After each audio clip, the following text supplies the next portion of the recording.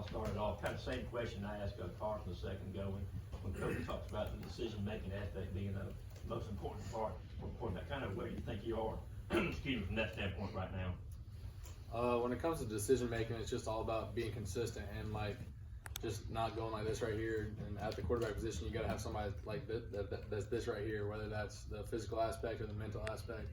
You just got to stay the same and just stay consistent during practice. When stuff doesn't go your way, you can't make a bad play, a catastrophe. That's what Coach Bobo always tells us. And I think that's something I've been getting better at, is just making sure I stay the same and not having great plays, really bad plays, just keeping the same, just trying to keep hammering them down. Brock, what's it been like getting to work with Coach Bobo and, talking to his past quarterbacks? They talk about how demanding he is. What has that kind of been like, having him there and the way he coaches the position? Coach Bobo, he's pretty intense, and on the first day he came in the quarterback room, he said, "I'm gonna coach y'all hard, and I hope y'all are open to that." And he didn't really give us a choice. He said, "I'm gonna coach y'all hard, and that's the way it's gonna go." And we all said, "Yes, sir." And I think it's been really good, just the way he's been coaching us. He has a reason for everything he does. His meetings go well, and yes, sir. Coming from the smallest classification to the SEC in high school football and to the state of Georgia, to the University of Georgia, how have you adjusted to kind of the SEC speed? How long did it take you to kind of pick up on things? I don't know.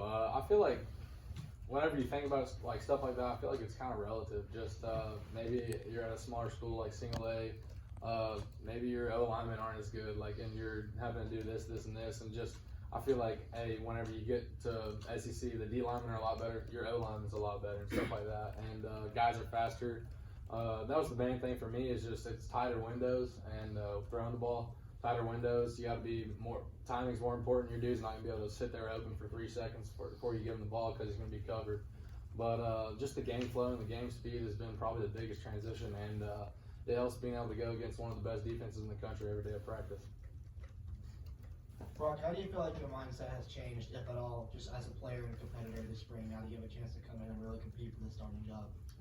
I would say it hasn't really ever changed. I mean, everybody's going to say that they have belief and trust in themselves, and I base a lot of my life on my faith, and I believe that God has a plan for me regardless of where I'm at or what I'm doing, and that's never changed. I believe God has a plan for me, and I'm gonna be here, and I'm gonna do my job every day and what's asked of me and control the controllables. What's it like from practice to practice, drill to drill, kind of, who's up, who's down, who had a good day, who didn't? Like, how much does that cross your mind, and how do you handle it? It's something I really don't try to think about. Like what I said earlier, just control the controllables is a big thing in my life, and heck, I mean, you can't control what other people are doing. You can't control the reps you're doing. Just what the reps that you get, the reps they give you. Go in there, do your job, do your best, and then hopefully good things follow. Well, I don't know how close you are to the other quarterbacks in the room, just as friends. But if you guys are really close, what's that like when you're competing every day against each other? Eventually, one guy's gonna win that job. What's that battle feel like? I think it's just really comes down to like healthy competition. I mean, if you have a dude that's one of the best in the nation or wherever, and then you have a couple of lesser opponents, that guy's not gonna get pushed every day in practice. And I mean, we have 3 or 4 dudes that are just, I mean, they're biting at the nip every time they're out there, and just hey man, after this play, if I got a question, I can turn around and ask somebody, like, what did they see? What did you see on this play? And it's just a really healthy competition, because everyone's pushing the others to be great, and then you can turn around in the meeting rooms and say, hey, I think you could have done this better, or what did you see on this play? And it's just a good environment, and I'm glad to be here.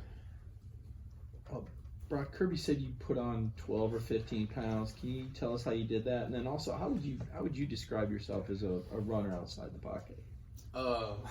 First with the weight gain, living with Brock Bowers and Chaz Chambliss, you don't really have a choice but to eat food. So I've been finishing my meals was the main thing, and having the 4th meal of the day is just something that they do that was new to me. But doing that and lifting a lot and making sure I'm going up on my weight in certain areas. And could you repeat the second question? And just describing yourself as a runner outside the pocket, your mentality.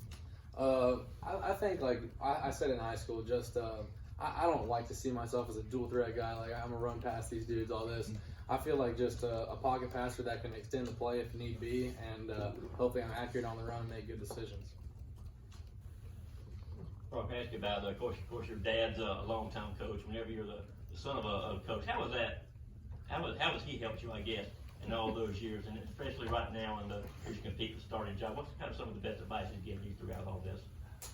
Probably some of the best advice that my dad ever gave me was just, or it wasn't really advice. It was just, you have to take coaching. And like, there was practices where I'd be running around the practice field at Prince Avenue for the last 30 minutes of practice doing something wrong. Like, and it's because I talked back or said something. But just making sure I look my coaches dead in the eye and say, yes, sir, whether you like it or not. If you have an explanation, if they were wrong, you can tell them in the meeting room. They don't want to hear it on the field. Is the biggest thing that my dad taught me.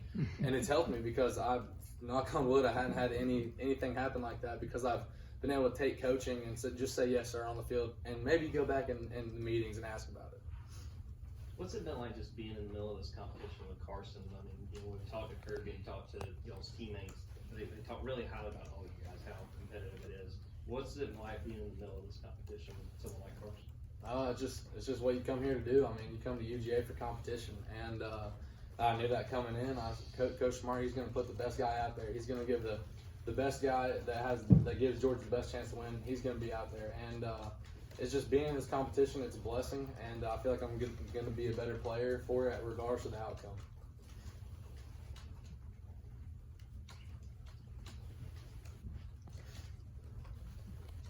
What are the biggest ways that what are the biggest things you're kind of focusing on this spring as far as ways you want to grow and develop your game?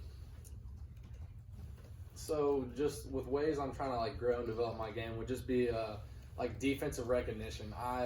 And when you go with the 3s or the 2s, like you can look out there and pretty much have a feel for what they're going to be in. Like, all right, they're starting in this, it's probably going to end up in this. When you get out with the 1s, you can look up there, you can catch the ball, look back up, and it's something totally different. And just being able to study and look at different things that help to give that stuff away, and just studying film is the main thing that will help with that, and just watching other opponents as well. Just getting better at watching film. Yes, man. Coming in, Logan Johnson came with you from high school. What was it like, transitioning with him and then just having him around? It's always good. Logan's a good ball player, and we're still good friends. He had to overcome the ACL injury, so that was tough for him. But I was always in his corner, and I'm glad he made the trip. When you look at quarterbacks today, a lot of quarterbacks don't want to wait around, going in the portal. What was sort of your mindset, in the time you've been here and staying the course, staying here and waiting until you got the chance? So with my mindset, like what I put into that was just like, hey, I'm learning stuff. I'm getting better under Coach Munkin and now Coach Bobo. Like if I wasn't getting reps, if I wasn't getting better, then yeah, I would have left. But just being able to know that my game's getting better mentally and physically, I'm learning so much about the game of football, and I'm going against one of the best defenses, one of the fast-paced defenses in the SEC and in the nation. I was being a better player for it, and that's one of the main reasons. Carson talked about how important it was for him to get in the games. Obviously, you haven't had necessarily as many game reps.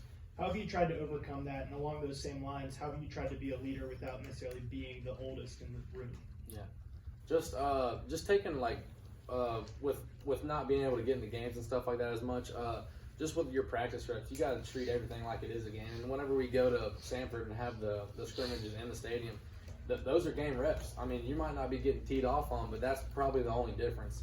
I mean, they're flying around out there, we're flying around up here, and all the calls are the same, all the signals are the same, and so you just got to treat that mentally as that's a game. The shot clock's going to be up there, the time's going to be up there, and you're playing your scrimmage and your practice just like a game. Kirby said you made some good plays outside the pocket. He said there were some balls you threw out of bounds that could have been 50-50 balls. How would you break down your scrimmage, one, and then two, I think you're on pace to graduate in 3 years. What is your degree in, and how have you been able to graduate in 3 years when maybe other guys don't graduate that fast? Yes, sir.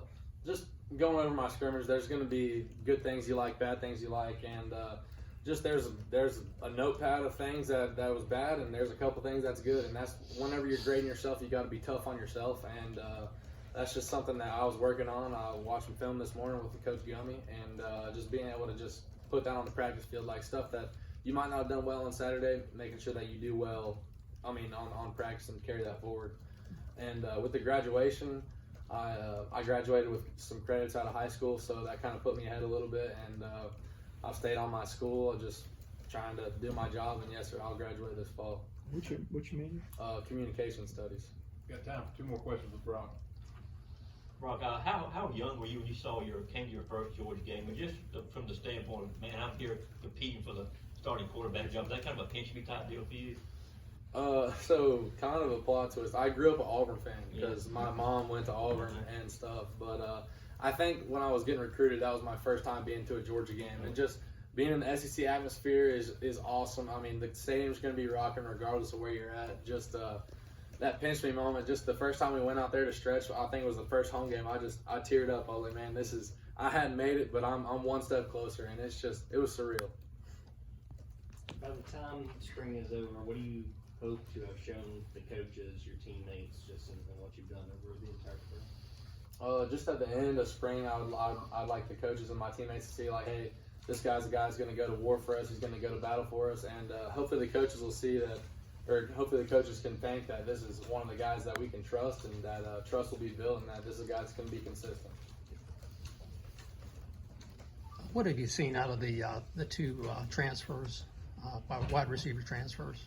Yeah, both of our wideouts, or both our new transfer wideouts, Dom and Rara, they're very explosive. I will say that but just learned the playbook coming in from Mississippi State and Missouri. Our playbook is very big. There's a lot of stuff that we put on our wideouts and our skilled position players, and they're learning that so much, and they're spending extra time learning that. And my hat's off to them. But they're very explosive guys, and they'll go get the ball. Thank you, Brock. Thanks, Brock. Thank you.